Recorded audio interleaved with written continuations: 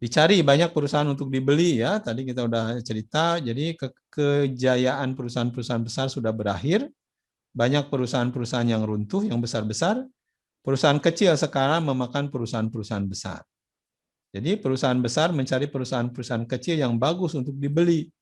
Jadi sekarang tugas Anda cari ini perusahaannya, ya, yang bisa Anda naikkan nilainya terus Anda jual. Seperti rumah tadi, rumah jelek, perbaiki, jual. Perusahaan jelek, perbaiki, jual. Ya.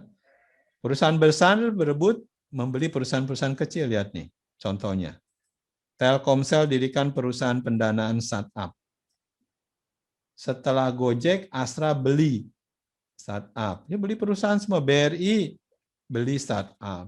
Astra, ya semua perusahaan-perusahaan besar karena dia punya uang, nggak tahu uangnya mau diapain, ya sekarang beli perusahaan-perusahaan kecil.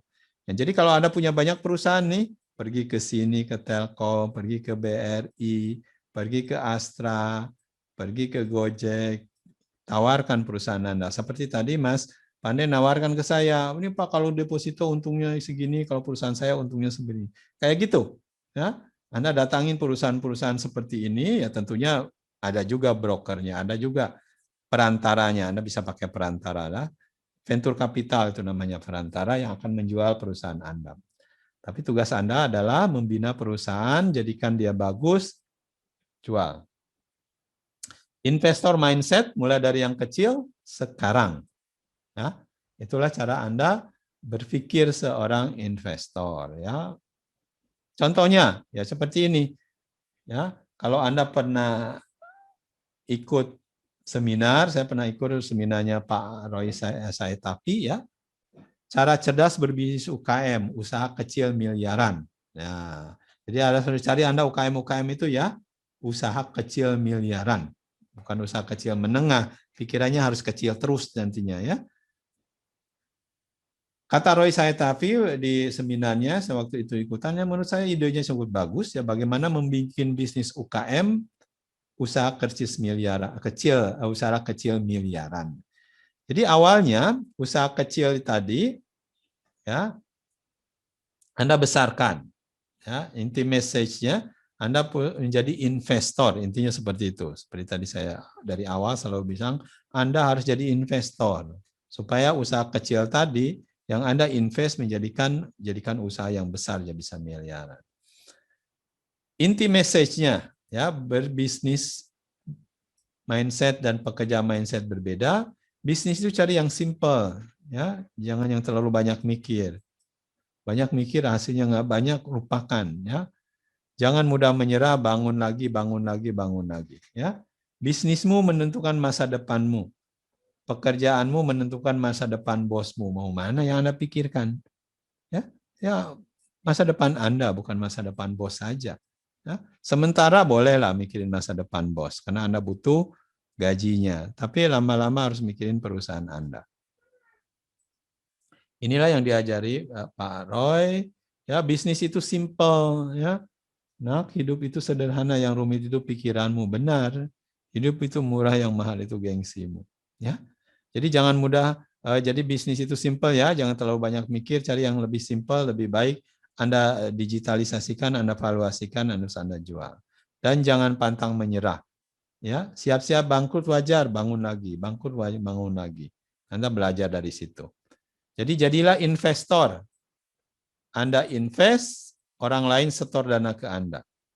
Ya, seperti tadi angkringan, Anda investasi ke angkringan, orang angkringannya nyetor ke Anda bagi hasilnya. Ya, itulah investor. Ya.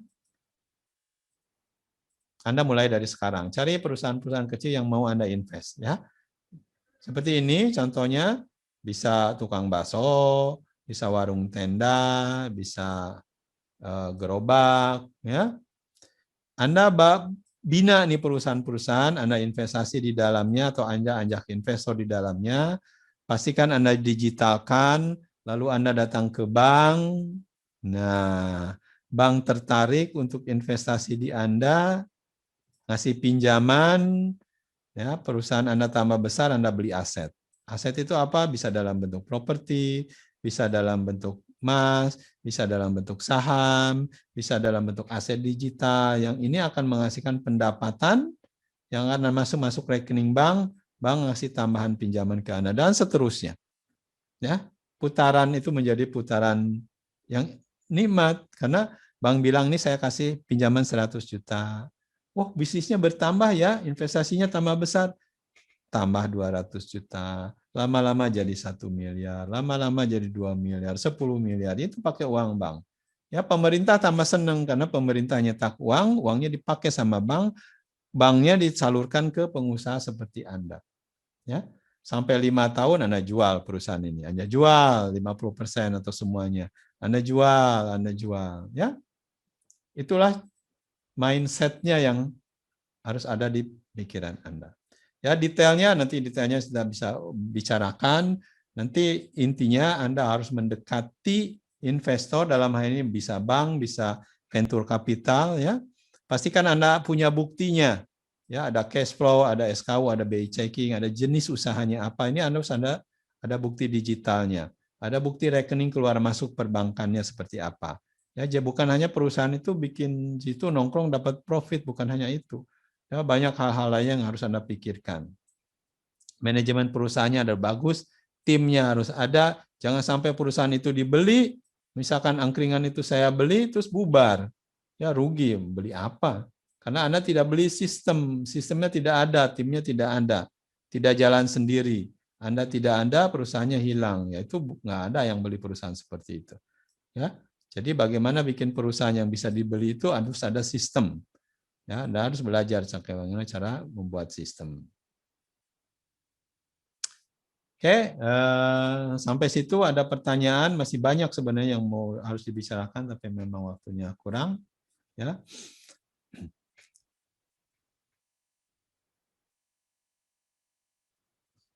Oke, mungkin ya 10-15 menitan lagi ya saya lanjut. Setelah itu saya pause saja, mungkin dilanjutkan minggu depan. Ya. Apa yang Anda lihat di sini? Apa yang Anda lihat? Usahanya usaha menarik atau tidak? Siap, biasa saja, Pak. Biasa saja.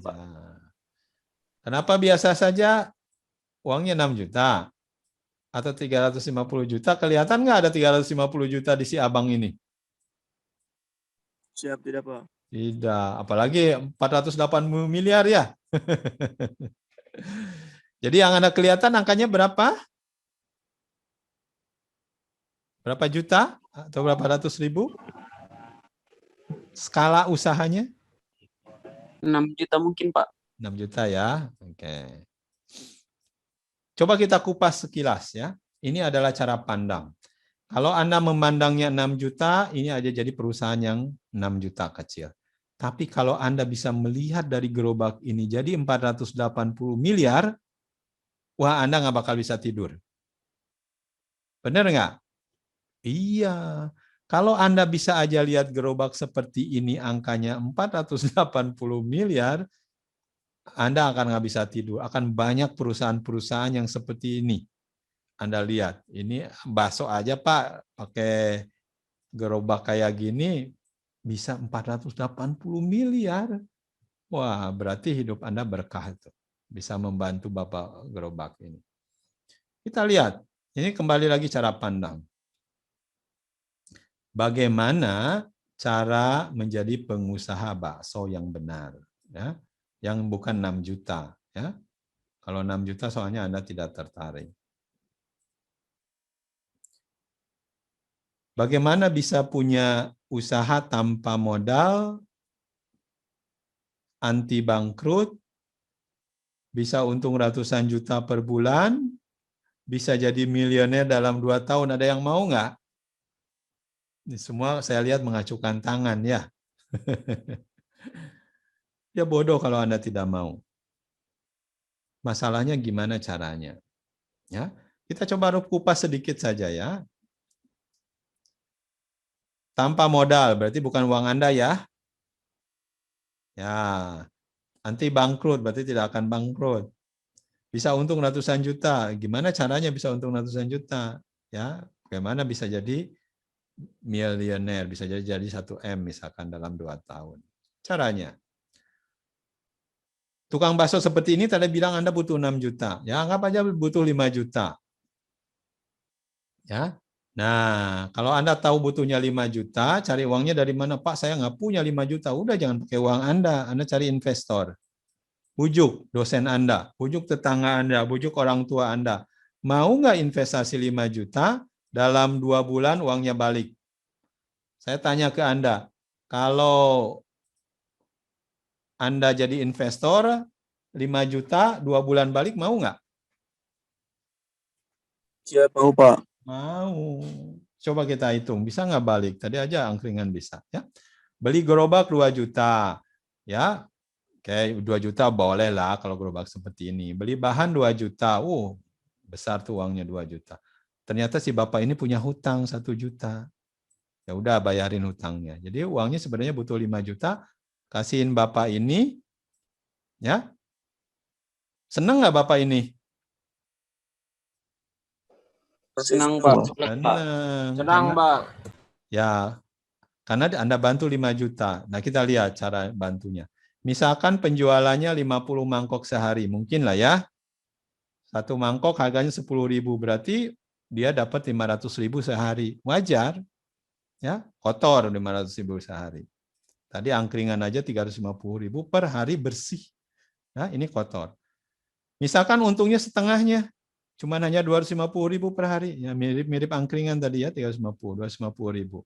Berarti omset sebulan 12,5 juta, untungnya 6,25 juta. Benar ya? Lebih kecil lah dari angkringan. Angkringan tadi 10 juta sebulan. Ini hanya 6 juta. 6,25 juta per bulan. Jadi si bapak ini dapat uang 6,25 juta. Jadi kalau Anda lihat seorang tukang bakso, benar 6 juta. Hitungannya seperti itu. Profit sebulan, gajinya itu sebulan. Sama dengan S1 yang baru keluar sekolah, dapat gajinya 6 juta. Ya, sama dengan tukang bakso.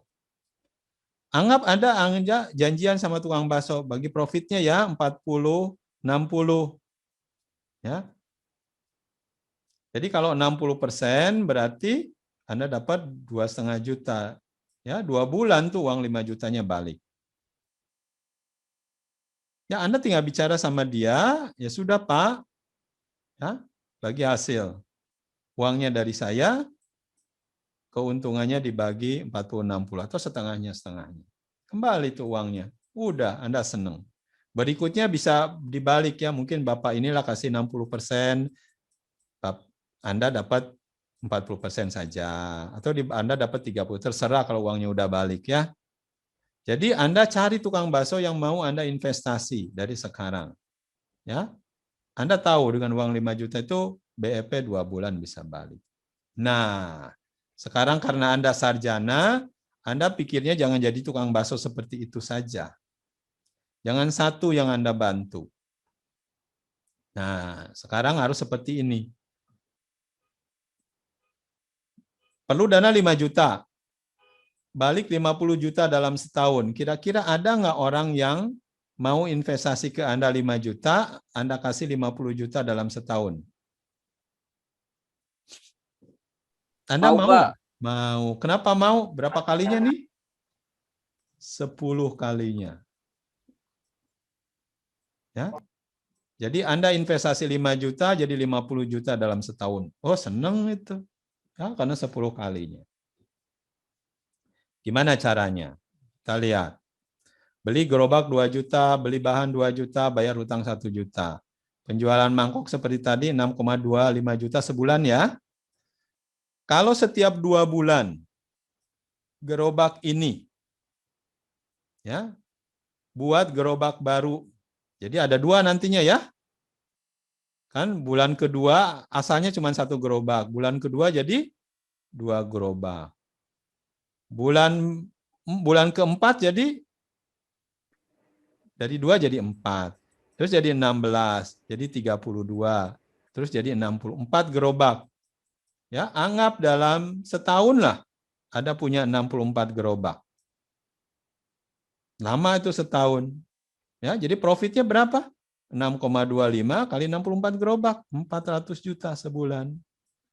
Jadi kalau Anda udah punya 64 rekan kerja, tukang dagang bakso, ya, Anda dapatkan berdua dengan ber-64 orang itu dapat 400 juta sebulan. Kalau bagi hasil nih, tadi Anda bilang bagi hasil, profitnya 25% aja buat investor, buat yang punya uang, 75% buat tukang baksonya.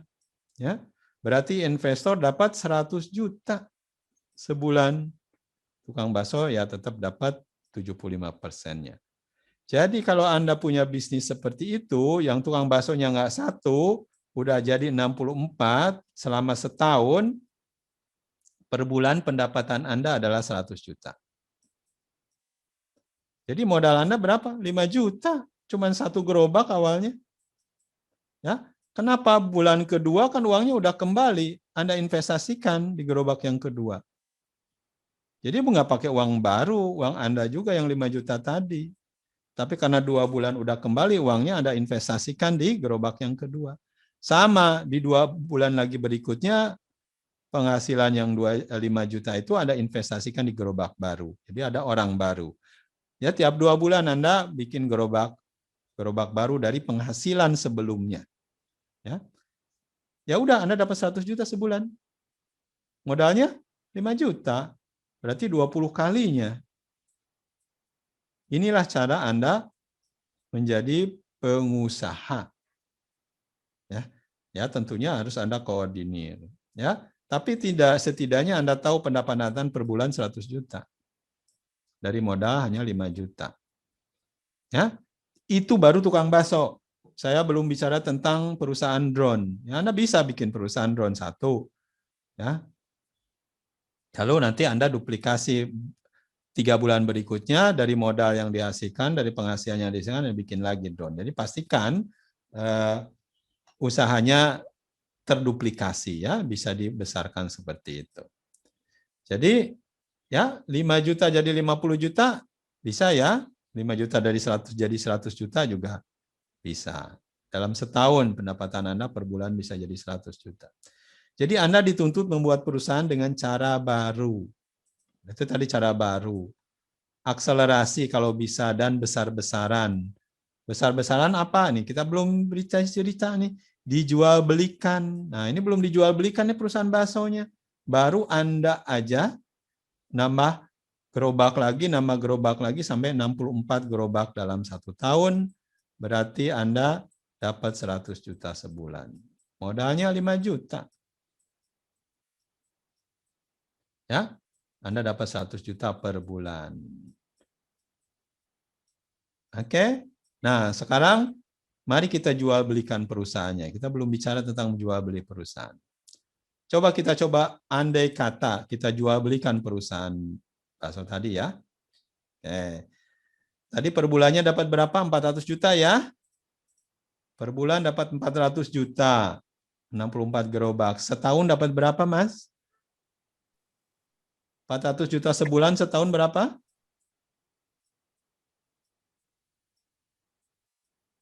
Ratus juta per bulan kali 12. 4,8 miliar. Betul lah? 4,8 M itu adalah profit per tahun.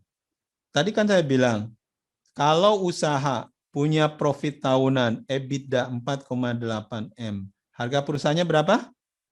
Kali 10, kali 5 atau 10. Ya anggap aja kali 10. Jadi 48 M. Ya.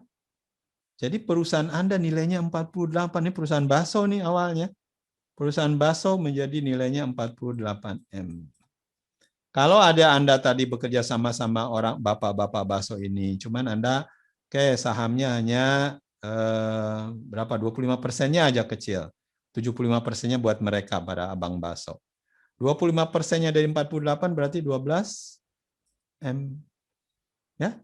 Jadi yang tadi modal 5 juta bisa jadi 100 juta, bisa jadi 12 M. Berapa kalinya tuh? Silakan Anda hitung sendiri. 2.400 kalinya. Berapa lama? Nah, berapa lama? Minimum 2 tahun, karena Anda harus ada pembukuannya. Pembukuan 2 tahun di perbankan itu bisa dipertanggungjawabkan. Ya. Setelah 2 tahun, Anda akan dapat 12 miliar. Dijual perusahaannya ya, tentunya bukan perusahaan kayak gini ya, bukan didorong-dorong gerobak seperti ini. Ya. Akhirnya menjadi seperti ini. Ya, Anda lihat tuh, franchise bakso bujangan dan lain-lain. Ya, bisa Anda punya 12 miliar dari tadi awalnya cuman hanya 5 juta.